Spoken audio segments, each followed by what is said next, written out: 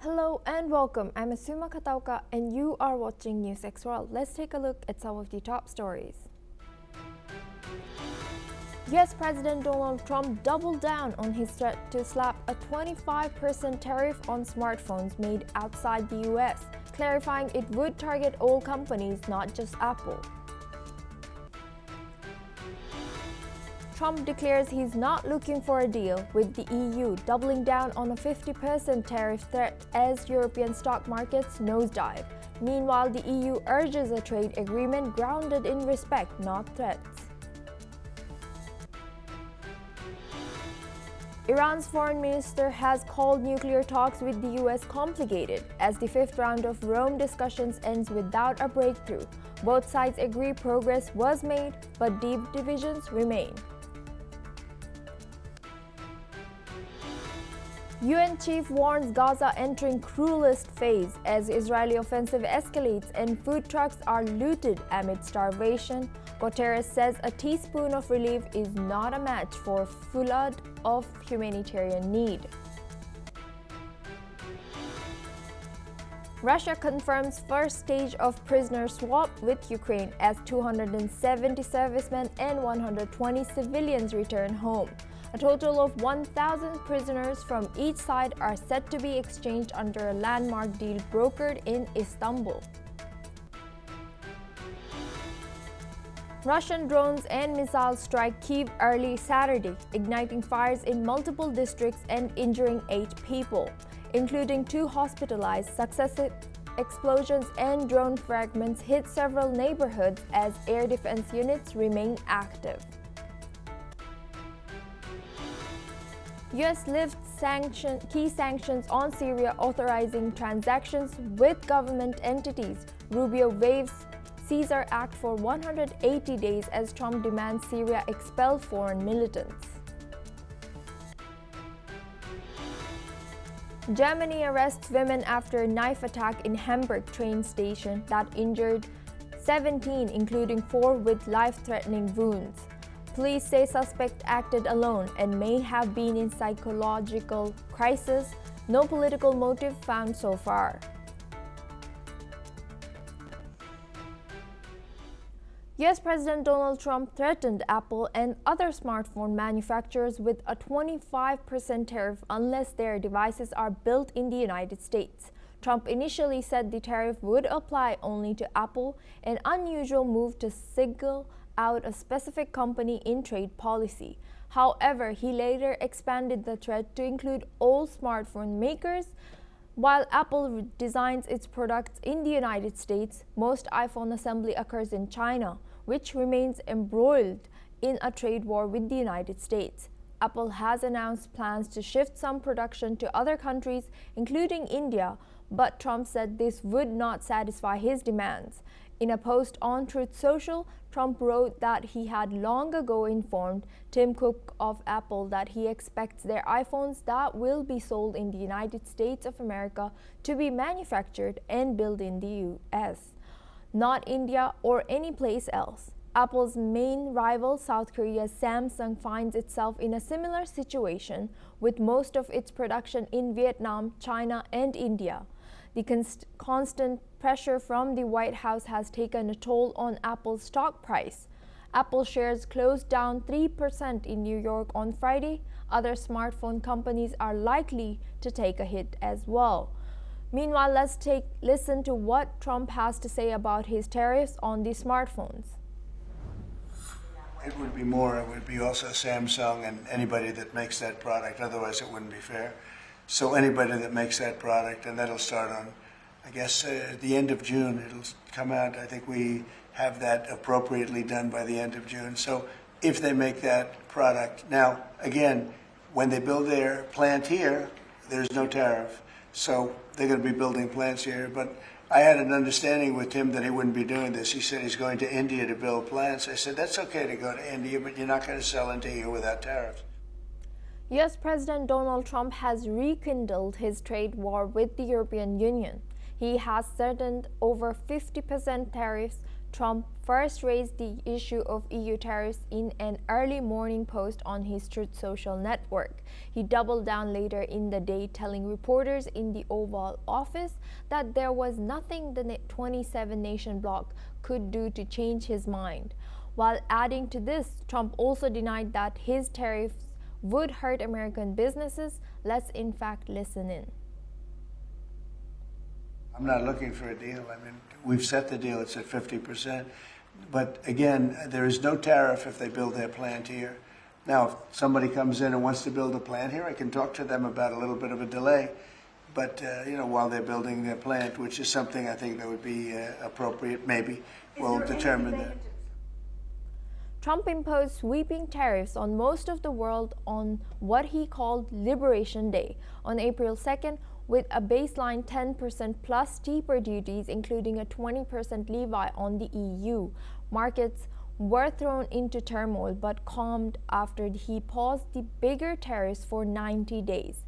Trump has since claimed some early successes in deals struck with Britain and with China, the world's second biggest economy, but talks with the EU have failed to make much progress, with Brussels recently threatening to hit US goods worth nearly 100 billion euros with tariffs if it does not lower the duties on European goods.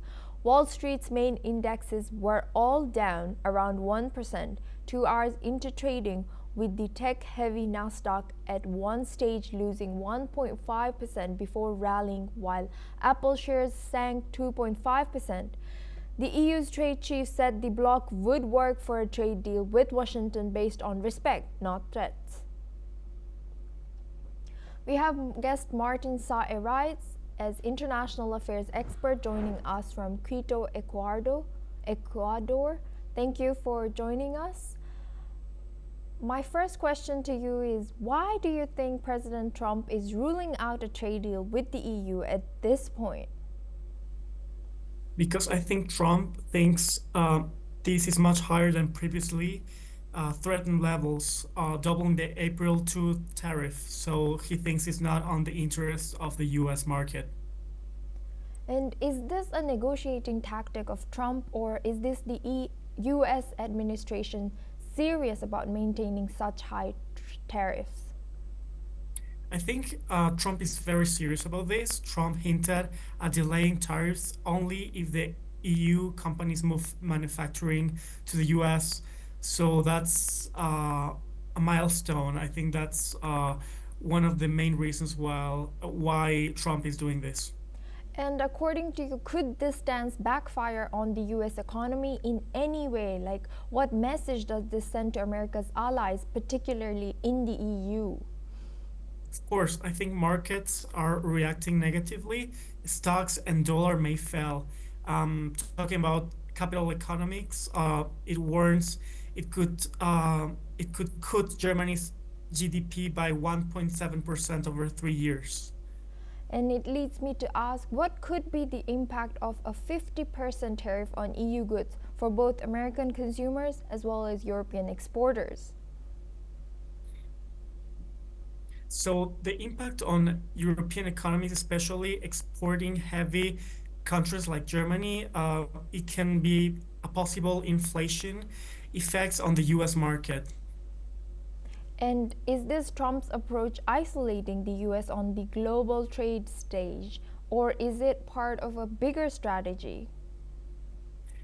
I think in a short term it's of course hurting the American economy, but I think Trump is doing this in a long-term strategy that can be very helpful for the US economy, since these kind of tradings are seen by Trump as not good enough for the US in a long-term strategy. So I think this is part of a bigger picture.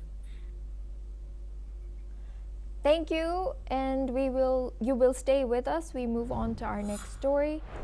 Iran's Foreign Minister Abbas Araghchi described the ongoing nuclear talks with the United States as complicated, but expressed hope for progress. After the fifth round of talks in Rome, Araghchi called the discussions the most professional so far. He emphasized that while challenges remain, the negotiations are moving in a reasonable direction. Here's what the Iranian foreign minister has said. ادوار مذاکراتی بود که تا الان داشتیم و خب ما یک بار دیگه مواضع و اصول جمهوری اسلامی رو در خصوص مذاکرات بیان کردیم. مواضع ما کاملا روشن هست و ما بر اونها ایستادگی داریم. فکر می‌کنم الان یک درک بهتری و روشنتری از مواضع ما در نزد طرف آمریکایی وجود داره. While Iran was calling these talks complicated, on the other hand, a senior U.S. official also described the talks as constructive and noted that both sides agreed to meet again soon. Despite the progress, significant hurdles still exist, including Iran's uranium enrichment and demands for sanctions relief. The talks, mediated by Oman, aim to resolve a decades-long dispute over Iran's nuclear program. Archaeological reiterated Iran's stance on its right to enrich uranium, while the U.S. pushes for limits. Both sides are now reviewing proposals and preparing for the next round of discussions. The location for the next round of talks will be confirmed soon.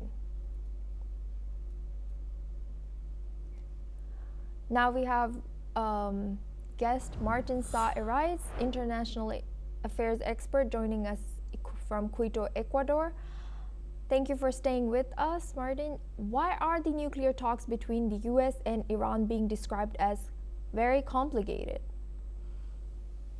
Because it touches very sensitive and very personal interests of both countries, and also because we're in a timing that a conflict can take place. Israel, in one side, may attack Iran because it is a threat for Israel, and the nuclear program is very close to be finished. They are very close to enrich their uranium and get the atomic bomb. So I think for Iran has a very short period of time to either go into a war with the West or to have these kind of deals that may help both parties to avoid a big war and also to relieve the Iranian economy, which is being hurt by the US sanctions. So we are approaching a very important period of time. And as you just mentioned that Iran does not have much time left, what are the main sticking points preventing a new agreement between Iran and the US? I think the guarantees. Iran insists on legal guarantees that the US won't exit the agreement again in the future. Also, the sanctions relief and the verification measures. The US wants full access and permanent dismantling of Iran's advanced centrifuges. So those are very important points that are going to be taken in consideration. And Martin, according to you, how has President Trump's revived maximum pressure strategy impacted these negotiations?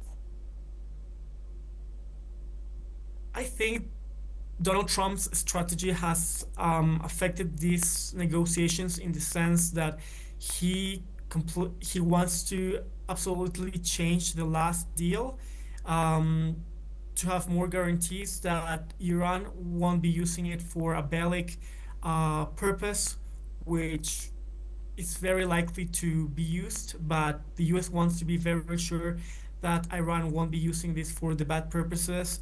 And both parties, they want to have guarantees of their own interests. In one side, Iran wants to have the guarantee that the US will stop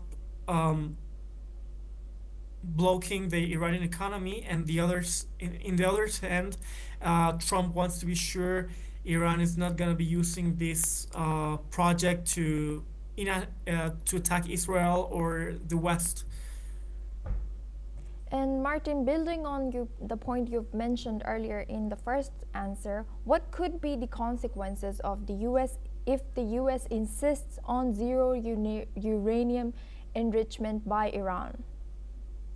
The consequences can be that Iran will be doing this project regardless of a deal or not, that Iran will be completely irrelevant to diplomacy with the West or diplomacy with the US, and it can lead to a bigger conflict, to a direct confrontation between the US, Israel against Iran, the beginning of a huge war. So that's what we're talking right now about, like losing diplomacy, losing strategies to avoid a bigger conflict. And how might Israel's position and involvement influence the outcome of these talks?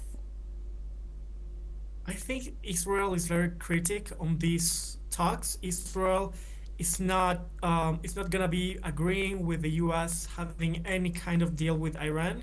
I think Israel sees any type of approach from Trump to Iran as a betrayal, as not aligned with its interests. So I think the more Trump is gonna be approaching Iran for a deal, Israel will try to completely destroy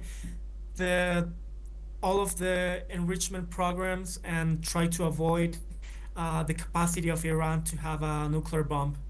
And to sum up our discussion, what role are European countries and Oman playing in trying to keep diplomacy alive between them? I think Europe has a soft power on this issue. I don't think Europe has a big influence.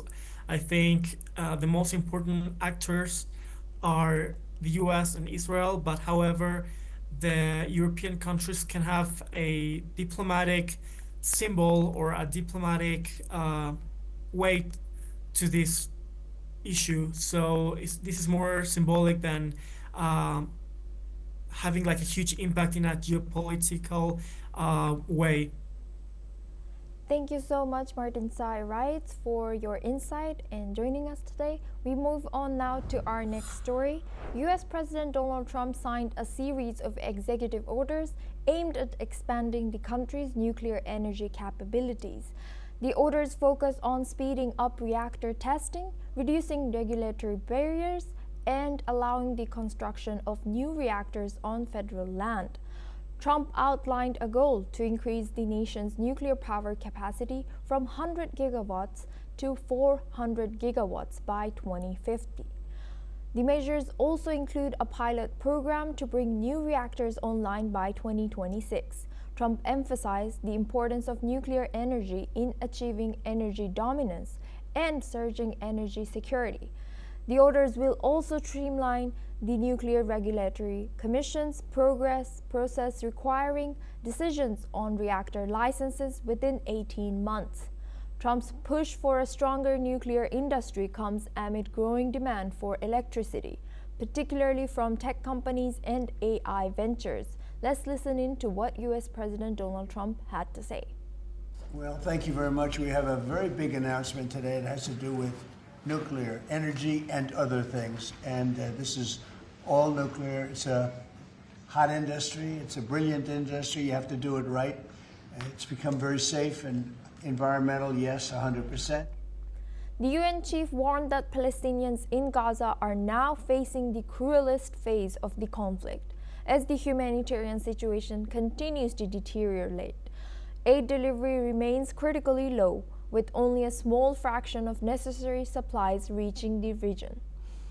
Over a dozen aid trucks were looted as they made their way through southern Gaza. Antonio Guterres called on Israel to allow more aid to enter. Let's listen in to what he has said. The supplies, 160,000 pallets, enough to fill nearly 9,000 trucks, are waiting. This is my appeal for life-saving aid for the long-suffering people of Gaza. Let's do it right, and let's do it right away. Israel's military offensive continues to escalate, with airstrikes intensifying across Gaza, targeting various locations. This has led to a sharp rise in deaths. On the ground in Gaza, families remain struggling with basic needs like food and water in short supply. The latest reports from Gaza's health ministry put the death toll since March at over 3,600. bringing the total number of lives lost in the conflict to more than 53,000 people, the majority of which are civilians.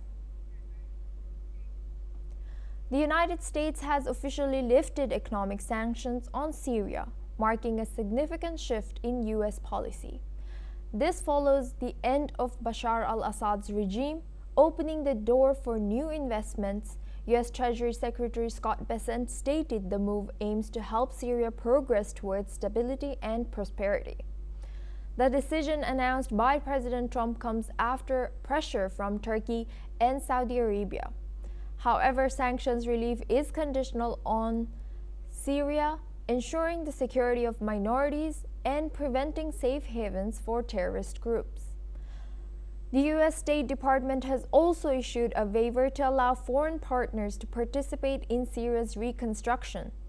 Secretary of State Marco Rubio highlighted that this will support essential services like electricity, water, and sanitation. With sanctions lifted, the U.S. hopes to build a new relationship with Syria and promote lasting peace in the region. Kyiv is on high alert after a combined drone and missile strike by Russian forces early Saturday. The attack triggered fires across multiple districts, injuring at least 2 people. Eyewitnesses captured the explosion as a loud blast rocked the city, sending debris flying. Let's hear that video.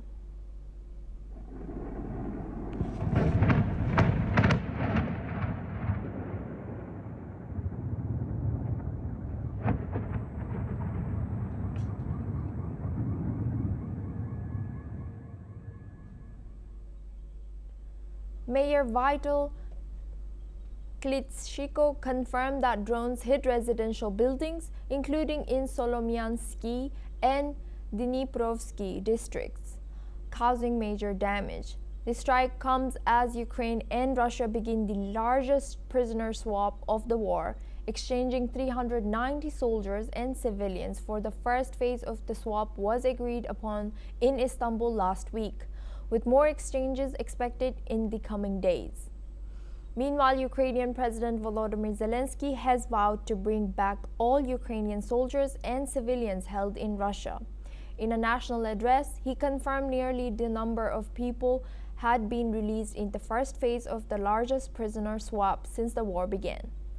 Zelensky promised further stages in the coming days. Here's what the Ukrainian president has said. Обов'язково повернемо всіх. Кожен наш громадянин, кожен український військовий і цивільний, всі українські заручники, яких утримують в Росії.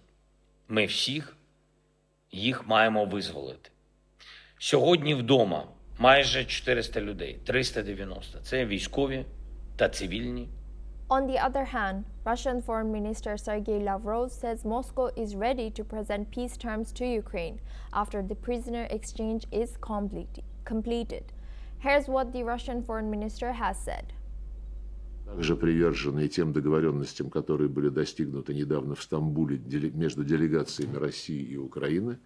Мы завершаем нашу подготовительную работу по составлению списка для обмена военнопленными по принципу 1000 на 1000. Germany police have arrested a woman after at least 12 people were injured in a knife attack at the main station in the northern city of Hamburg. Some of the injured sustained life-threatening injuries in the stabbing, although the exact number remained unclear. The suspect, police subsequently said, was a 39-year-old woman who was thought to have acted alone. The police has reported that investigations into the incident are running at full speed. However, the officials have not given an indication of a possible motive. According to the German media, the attack took place around 6 p.m. in the middle of rush hour at the end of working week. The suspect was thought to have carried out the attack against passengers at the station. Images of the scene showed access to the platforms at the end of the station blocked off by police and people being loaded into waiting ambulances. Some of the victims in the attack were being treated on board waiting trains in the station. Bild reported Germany has been rocked in recent months by a series of violent attacks with often jihadist or far-right extremist motivations that have put security at the top of this agenda. The most recent on Sunday saw 4 people were injured in a stabbing at a bar in the city of Bielefeld. Considering these events, the question of security and the immigrant origin of many of the attackers was a major topic during Germany's recent election campaign.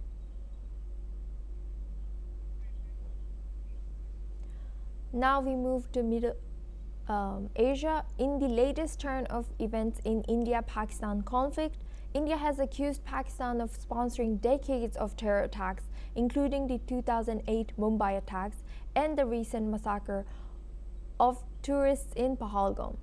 During a strong statement delivered at the United Nations Security Council, speaking at an open debate on the protection of civilians in armed conflict, India's permanent representative to the UN, Ambassador Parvatanen Harish, slammed Pakistan for making baseless allegations and pointed to a long history of cross-border terrorism backed by Islamabad. He stated that the primary targets of Pak-sponsored attacks have been civilians, with the clear intent of undermining India's progress, prosperity, and morale. The envoy asserted that Pakistan's participation in a discussion on civilian protection is a direct affront to the international community, given its record of supporting terror groups that target non-combatants. The comments come in the wake of heightened tensions between the two nations after the Pahalgam terror attack, which claimed 26 lives. India responded by conducting precise airstrikes on terror infrastructure located in Pakistan and Pakistan-occupied Kashmir on May 7th. In retaliation, Pakistan launched attempts to target Indian military installations on May 8, 9, and 10th. Indian forces responded firmly to these attempts. The escalation on the ground came to a halt after both sides reached an understanding on May 10th, following talks between their military commanders. Now we move on to South America. Leading Venezuelan opposition politician Juan Pablo Guanipa is arrested on charges of conspiring to sabotage upcoming parliamentary and regional elections that the opposition has promised to boycott.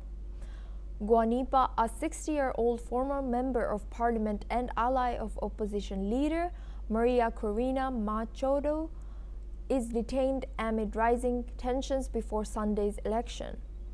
Guanipa went into hiding after the July 2024 presidential vote, which the opposition and much of the international community say was won by opposition candidate Edmundo González Urrutia. 70 people, including nationals of Ecuador, Argentina, Germany, Serbia, and Pakistan, have been detained over an alleged plot to target Sunday's elections. The suspects allegedly planned to plant bombs in hospitals, metro stations, police stations, and power plants. Authorities say they seized explosives, weapons, detonators, and cash. U.S. Secretary of State Marco Rubio condemns the arrests, calling them unjustified and a new wave of repression by the Maduro regime. Guanipa posts on social media that he has been kidnapped by Maduro's forces and says he is unsure what will happen to him, but believes the fight against the dictatorship will win. Let's listen into Guanipa. Queridos hermanos, si están viendo este video es porque he sido detenido, secuestrado por la dictadura de Nicolás Maduro. Esta es una lucha que ha sido difícil, compleja, porque nos estamos enfrentando a un régimen autoritario que ha decidido mantenerse en el poder a pesar de la impresionante manifestación de voluntad popular que dio el pueblo venezolano el día 28 de julio. ¡Qué grande es el pueblo venezolano! Now we move on to Africa. In northeastern Nigeria, a jihadist attack has left at least 9 civilians dead in Borno State. Boko Haram militants ambushed the village of Gajibo Thursday evening, opening fire on residents and engaging with anti-jihadist militia fighters. The shootout also led to the deaths of 2 militia members. Several others were injured in the assault.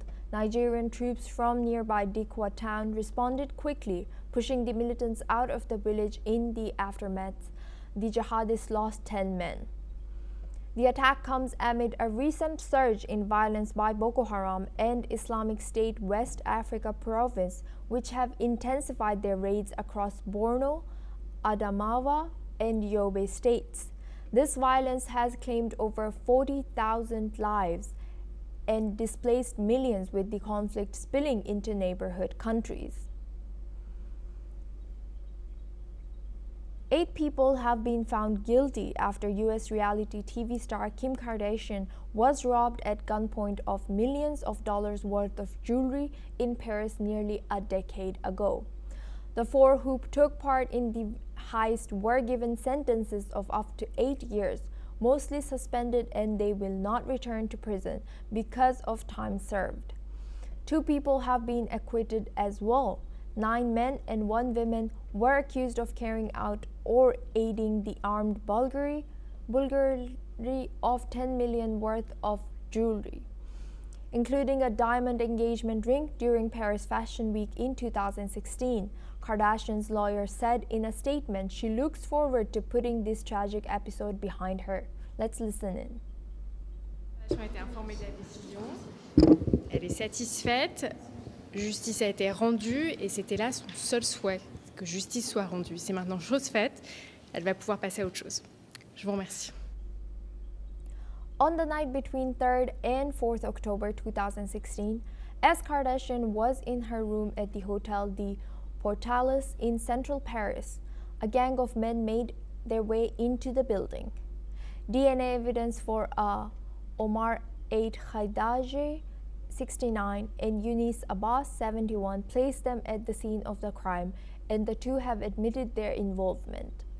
Khaidaji, who is now disabled, deaf, and mute, was sentenced to 8 years in prison on Friday, 5 of which were suspended. Due to time already served, he will not return to prison, like all the others convicted. With most of those convicted now in their 60s and 70s, the group has been dubbed as grandpa robbers by French media. But since the beginning of the trial in April, both prosecutors and civil parties have vigorously pushed back against notions the robbers were harmless. Prosecutor General Anne-Dominique Merville had urged the jury not to be swayed by their age and health conditions, describing the defendants as seasoned robbers when they carried out the heist.